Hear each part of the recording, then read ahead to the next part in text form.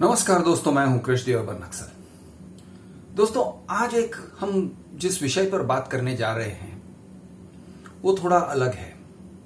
मैं आपको ये नहीं बताने वाला हूं कि बिल्डर्स किस तरह से कमीनापन करते हैं, बिल्कुल नहीं। आज मैं आपसे इस बात पर चर्चा करने जा रहा हूं कि अगर आप 2 घर या 3 घर या 4 घर के बीच में, 4 फ्लैट्स के बीच में आप तुलना करते हो, कंपेयर करते हो, तो वो कैसे करोगे? आपकी कोशिश तो यही रहनी चाहिए कि you should get more house पर हाउस। आप एक घर खरीद रहे हो तो उस घर में आपको सबसे ज्यादा घर मिलना चाहिए। I hope I am clear कि मैं क्या कह रहा हूं। देखिए दोस्तों, आपको एग्जाम्पल देता हूं, एकदम ही ब्रूटल वाला एग्जाम्पल देता हूं। 2 700 स्क्वायर फुट के घर हैं। एक घर है जिसके जो दीवार हैं वो सारे पीओपी के हैं या हॉलो ब्रिक के हैं। दूसरा घर है जिसके जो दीवार हैं वो सारे आरसीसी के हैं। अब किसको ज्यादा घर मिल रहा है? यानी आरसीसी वाला घर आपको ज्यादा घर दे रहा है या hollow brick and POP walls और ये जो जिप्सम बोर्ड वगैरह जो है वो ज्यादा घर दे रहा है? तो लेट अस अंडरस्टैंड, अगर हॉलो ब्रिक के वॉल्स हैं तो आप उसके ऊपर बड़े बड़े कबर्ड्स नहीं डाल सकते हो। आप मेरे पीछे आप जिस तरह के शेल्फ और कबर्ड और ये सब देख रहे हो ना, मैं अपने किचन में बैठा हूं, ये सारे शेल्फ और ये सारी जो चीजें हैं ऊपर तक हैं, यानी सीलिंग तक हैं। ये चीजें ये लगे हुए हैं आरसीसी के ऊपर। आरसीसी वॉल्स इस तरह के कबोर्ड्स को सपोर्ट करेंगे, इस तरह के हैवी स्ट्रक्चर्स को सपोर्ट करते हैं। ब्रिक वॉल्स भी सपोर्ट कर लेते हैं, ब्रिक एंड सीमेंट वाले वॉल्स हैं तो वो सपोर्ट कर लेंगे, वो थोड़े ओल्ड फैशन है। लेकिन आप हॉलो ब्रिक्स करोगे तो वो सपोर्ट नहीं करेंगे, वो ब्रिक टूट के आ जाएंगे, निकल जाएंगे। वो लाइट वेट होते हैं, एरेटेड ब्रिक्स कहते हैं जिसे, वो सपोर्ट नहीं करेंगे आपको। आप उसके ऊपर मैक्स टू मैक्स एक पेंटिंग टांग सकते हो तो बहुत हो गया। शेल्फ टांगोगे तो उसको कोई स्पेशल स्ट्रक्चर देना पड़ेगा, नहीं तो वो एक शेल्फ, बुक शेल्फ भी नहीं डाल सकते हो। लेकिन आरसीसी अगर है तो आरसीसी पे इस तरह के कबर्ड्स डाल सकते हो जो मेरे पीछे हैं, जो लोड बेरिंग है।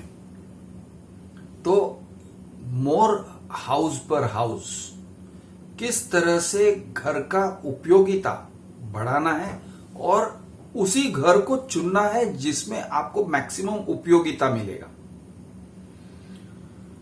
जाहिर सी बात है दोस्तों कि आप अगर घर चुनने में बिल्डर की बात सुन के, ब्रोशर देख के, सेल्समैन की बातें सुन के आप घर ले रहे हो तो आप 2 फ्लैट्स के बीच में कंपेयर नहीं कर सकोगे। कंपेयर करने के लिए आपको उस घर के अंदर जाना चाहिए, उस घर को देखना चाहिए। मोर और लेस मैं कहता हूं, ठोक बजा के देखना चाहिए। ठोक बजा के मतलब दीवार को अगर हल्के से ठोकोगे या दीवार को आप देखोगे ना, उसकी थिकनेस, जिप्सम बोर्ड है तो पता ही चल जाएगा। लेकिन जिप्सम बोर्ड अगर नहीं भी है, अगर हॉलो ब्रिक है, एरेटेड ब्रिक है, तो उसके धम धम की आवाज से आपको पता चलेगा कि ये दीवार जो है ये मजबूत नहीं है।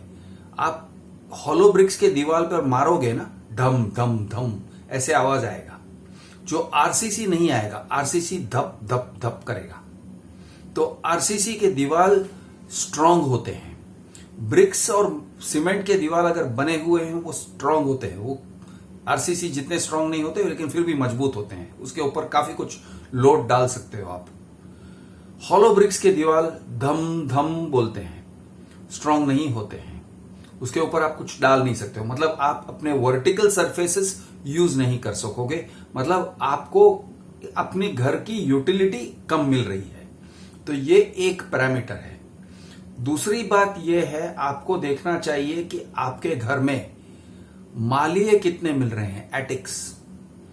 एटिक अगर कम मिल रहे हैं या नहीं मिल रहे हैं, यानी कुछ घर ऐसे होते हैं जिसमें कहीं भी एटिक नहीं होता है। सेम 700 स्क्वायर फीट के दो घर हैं, एक घर में एटिक्स हैं, एक घर में एटिक नहीं है। मालिया है, मालिया नहीं है। अगर मालिया है तो उसका इस्तेमाल आप कर सकते हो। मालिये कड़क और मजबूत होने चाहिए, ऐसे नहीं कि पीओपी के बने हुए मालिये। मैं उसके ऊपर उस पर भी मैं बात करना चाहता हूं। तो मालिये जो हैं वो बहुत ही मजबूत होने चाहिए। अगर मालिये मजबूत हैं, आरसीसी के बने हुए हैं, तो उसके ऊपर आप कुछ डाल सकते हो, उसके अंदर स्टोरेज कर सकते हो, उसके अंदर कबर्ड कर सकते हो, बहुत कुछ कर सकते हो। तो ये देखना जरूरी है कि ये 700 स्क्वायर फीट है या नहीं, वो ठीक है, लेकिन मालिया है या नहीं ये देखना जरूरी है। ऑब्वियसली दोस्तों, ये तो आपको देखने को मिलेगा अगर बिल्डर ने बना दिया है और तैयार है एंड रेडी पोजीशन है और वो आपको अलाउ कर रहा है देखने को अलाउ ही नहीं कर रहा है, तो फिर सवाल ही नहीं उठता है कि आप दो फ्लैट्स को कंपेयर कर सको। तो अगर बिल्डर आपको देखने नहीं दे रहा है, first of all ready position भी अगर है लेकिन वो देखने नहीं दे रहा है, प्लीज उसे अवॉइड करिए। अगर इसीलिए मैं कहता हूं रीसेल में लेना अच्छा है, इन्वेस्टर के प्रॉपर्टीज लेना अच्छा है, रीसेल एक्चुअल यूजर से घर खरीदना अच्छा है, क्योंकि आप देख सकते हो। तो ये दूसरा एक पैरामीटर हुआ कि मालिये है कि नहीं। तो मैंने कहा आरसीसी के वॉल्स दीवार है कि नहीं, और कितने दीवार आरसीसी के बने हुए हैं, कौन से दीवार पे आप कबर्ड टांग सकते हो, आप लगा सकते हो कबर्ड वगैरह, और कौन से दीवार पे आप कुछ नहीं कर सकते, ये जान लेना जरूरी है। जिप्सम बोर्ड को बहुत सारे लोग जस्टिफाई करते हैं, यानी लोधा के जो दीवार है जिसमें मैंने पंच मार के होल्स किए और एक दीवार को पूरा फाड़ दिया, आर पार फाड़ दिया, इधर से उधर चला गया, तो वो जो मेरा वायरल वीडियो है वो ये दिखाता है कि किस टाइप के वॉल्स नहीं होने चाहिए।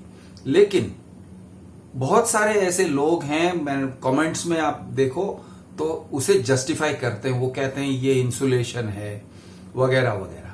तो दोस्तों, मैं आपको ये समझाना चाहता हूं कि ये टाइप की अगर दीवार है ना, मैं अब थोड़ी सी आपका इमेजिनेशन यूज करवाना चाहता हूं आपसे। अगर जिप्सम बोर्ड के दीवार है जिसमें मैंने मुक्के मार के पंच मार के होल बना दिए, तो उसी दीवार पर अगर आपकी बीवी या आप यानी आपके बच्चे खेलते खेलते टकरा जाओगे, जो कभी ना कभी होगा कि आप उसके ऊपर लीन कर देते हो, उसके ऊपर वजन डाल देते हो, गिरते गिरते आप उसके ऊपर हाथ डाल देते हो और अपना पूरा वजन दीवार पे चला जाता है वगैरह वगैरह, तो होने वाला यह है कि वो दीवार डैमेज हो जाएगा अगर उस टाइप की दीवार है तो। या फिर कभी कभार ऐसे हो जाएगा कि भाई गरम चाय आपके वाइफ के हाथ से या आपके हाथ से गिर गया, या अपने बच्चे कुछ खेल रहे थे और पानी डाल दिया, जिप्सम बोर्ड का दीवार है तो डैमेज हो जाएगा। तो ये जान लेना जरूरी है। हाँ, और एक बात मैं बता दूं, मेरे पास कुत्ता भी है और बिल्लियां भी है। कुत्ता जो है, मेरा कुत्ता, वो जब बाहर जाना चाहता है तो वो दीवार पे ऐसे नोच के यानी क्लॉ मारता है, दिखाने के लिए कि मैं बाहर जाना चाहता हूं। वो रेस्टलेसनेस दिखाने के लिए दीवार को नोचता है। मेरे दीवार आरसीसी के हैं, कुछ नहीं होता है। हाँ, थोड़ा सा पेंट खराब होता है। अगर ये जिप्सम बोर्ड होता तो मेरा कुत्ता दीवार के आर पार चला गया होता, वो आरसीसी को पूरा फाड़ दिया होता, यानी आरसीसी ने, I am sorry, gypsum board को फाड़ दिया होता, आर पार चला गया होता, एक रूम से दूसरे रूम में चला गया होता, यानी पूरा डिस्ट्रॉय हो गया होता। दो बिल्लियां भी जब लड़ती है ना, तो कभी कभी नाखून मार देती हैं, और बिल्लियों को एक बार नाखून मारना वहां पे पसंद आ गया कि ये दीवार अच्छा है, यहाँ पे नाखून शार्पन करते हैं।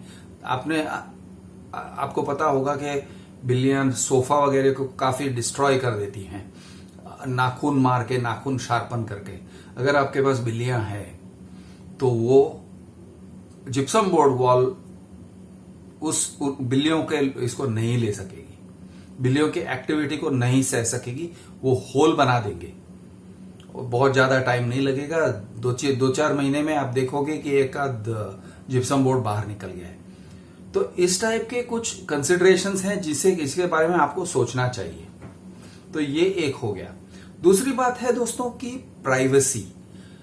अगर जिप्सम बोर्ड है तो कोई भी प्राइवेसी नहीं है, इवन आपके बेडरूम में प्राइवेसी नहीं है। क्यों? मैं नहीं चाहूंगा कि मैं मेरे वाइफ के साथ एक प्राइवेट मोमेंट एंजॉय कर रहा हूं बेडरूम में, और अगर कोई भी मर्द हो जो दूसरे यानी दीवार से उस तरफ है, जिप्सम बोर्ड दीवार के उस तरफ है, वो पंच मार के या फाड़ के दीवार के अंदर प्रवेश कर सकता है विद इन 2 सेकेंड्स और 5 सेकेंड्स। जिप्सम बोर्ड वाले दीवारों को आप जितना भी जस्टिफाई करो, लेकिन वो फैमिलीज के लिए नहीं है। यानी आपको एक याद रखना चाहिए कि वो जो प्राइवेसी है, प्राइवेसी एक फीलिंग होता है। मैं अपने आप को प्राइवेट नहीं महसूस करूंगा अगर दीवार ऐसा है कि कोई पंच मार के घुस जाए उसके अंदर।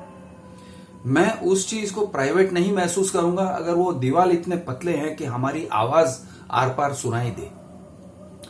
दीवार भी थोड़ा स्ट्रांग मटेरियल का होना चाहिए जिससे आवाज कम सुनाई दे।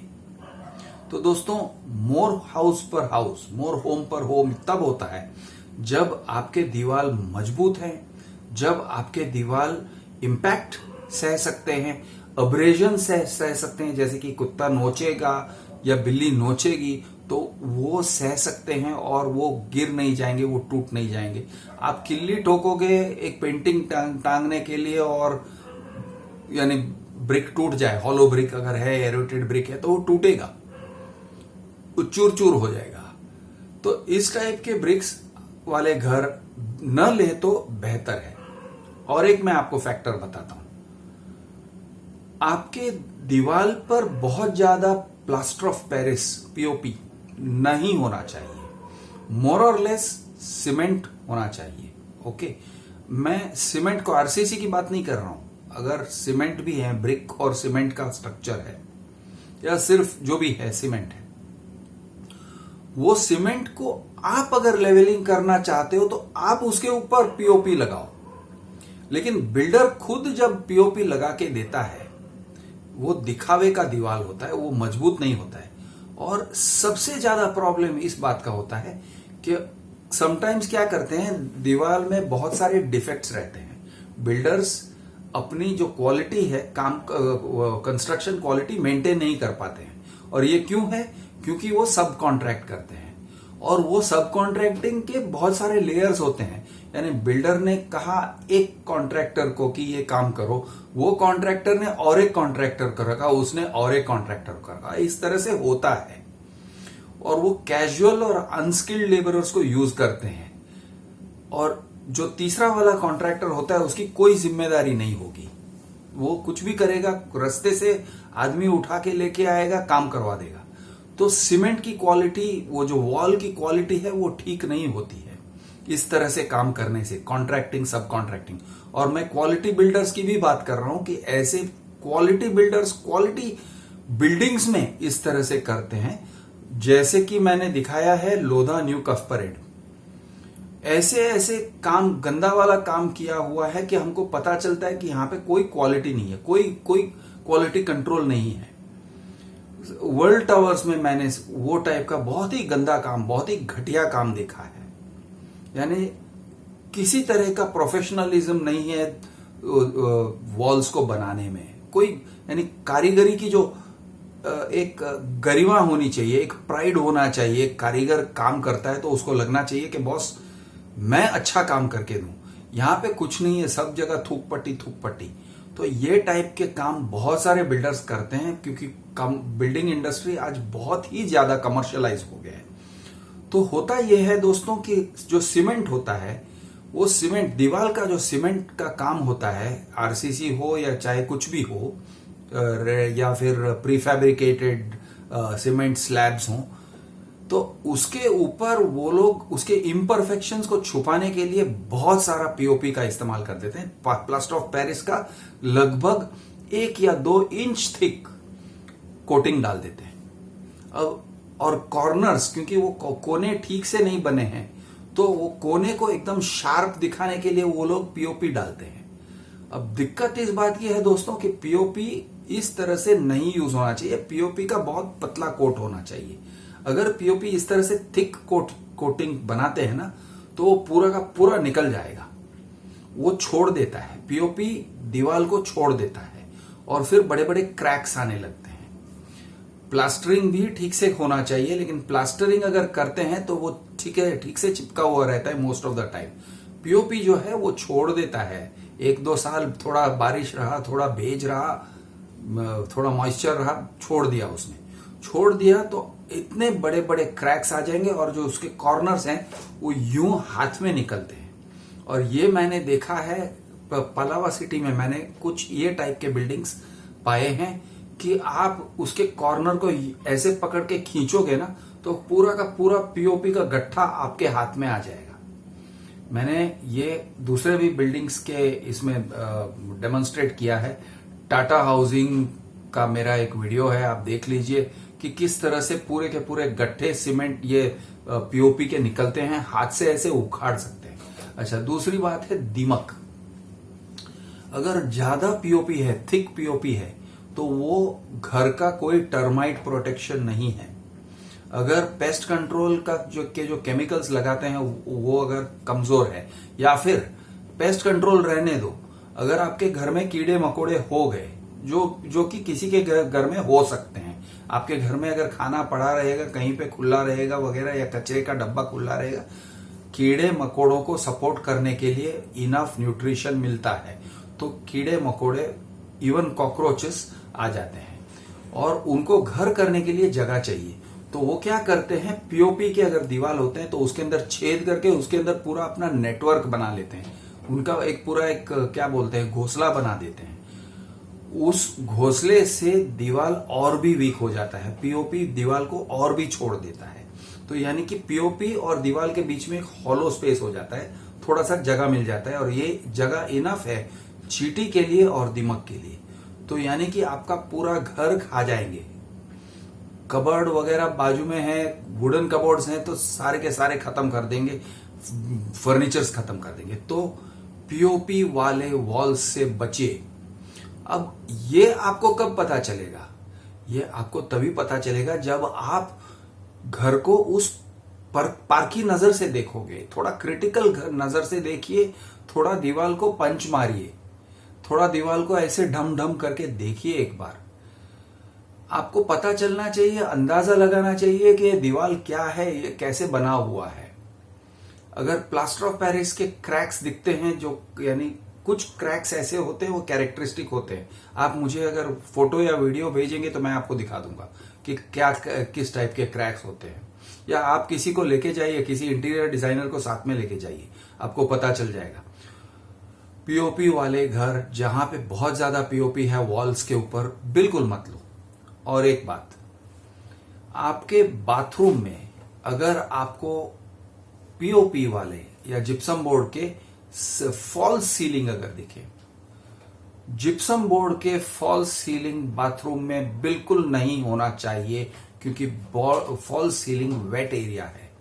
पीओपी नहीं टिकेगा बाथरूम में, क्योंकि वो गीला होके भेज से वो छोड़ देगा और छोड़ के गिर जाएगा, सड़ जाएगा।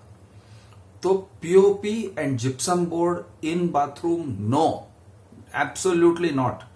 सीमेंट प्लास्टरिंग वाला हो सकता है या फिर टाइल्स हो सकता है, लेकिन किसी भी सूरत में जिप्सम बोर्ड का अगर आपको मालिया दिख रहा है आपके बाथरूम में, वो क्या दिखेगा मैं आपको समझा रहा हूं।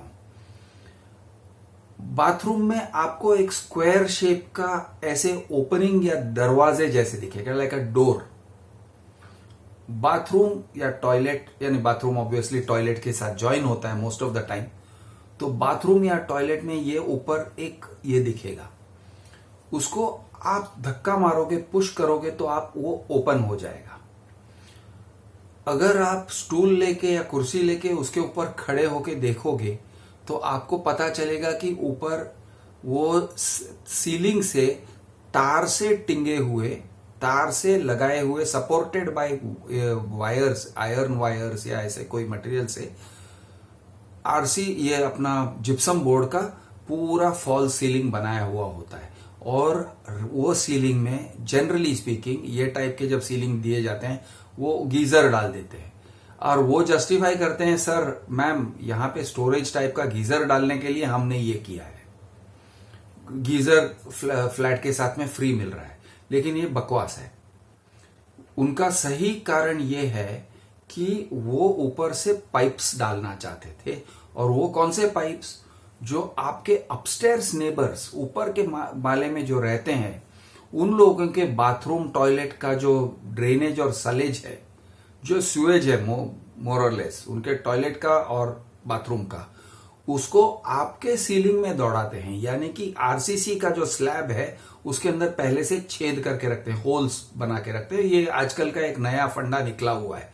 आजकल का मतलब गए मैं समझता हूं 10 साल में, लेकिन ये गलत फंडा है। इस तरह से जब कंस्ट्रक्शन होता है तो ऊपर वाले का जो सुएज और ये ड्रेनेज, जो टॉयलेट और ये सारा जो पानी है ये आपके मालिये में घूमता है, और वो मालिये में अगर वो प्लास्टिक के पाइप्स होते हैं नॉर्मली पीवीसी के, तो अगर उसके जॉइंट में एक लीकेज हो गया ना तो टप टप टप पानी गिरेगा, और वो आपके मालिये को, आपका जो जिप्सम बोर्ड का वो है, फॉल्स सीलिंग है, वो सड़ जाता है।